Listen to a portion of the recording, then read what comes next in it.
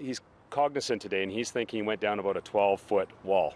Michael McKillican is now piecing together what happened to his brother-in-law James Peakman during the 3 days he was missing after walking out of Nanaimo Regional General Hospital Tuesday. And today we're learning that finding James, who is suffering liver failure, was against all odds, that he'd likely be dead today if he wasn't found when he was in a ditch in the corner of this vacant lot behind a Bowen Road strip mall. As the day progressed, we were getting frustrated because it was getting dark again, and we knew that, again, the time was an issue.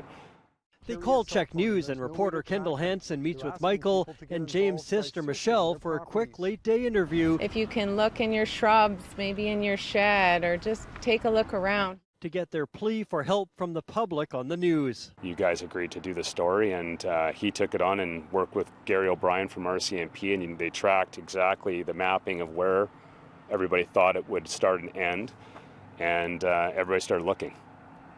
That story was amazing.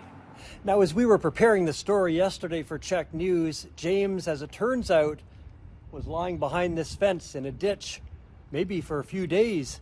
And remarkably, at the same time, he'd been spotted by 2 roofers working on that roof.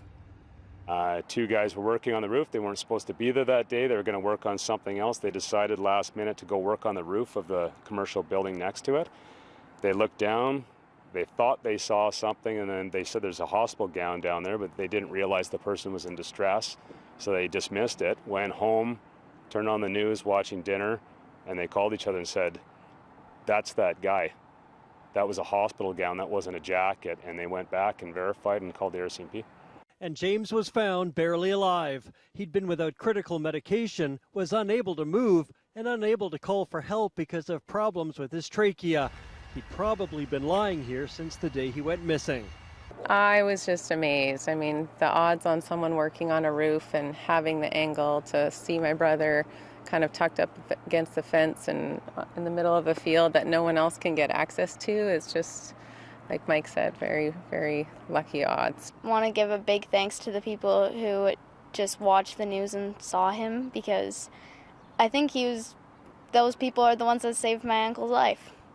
James is now back in hospital recovering, and we're told he's in good spirits after his 3-day ordeal.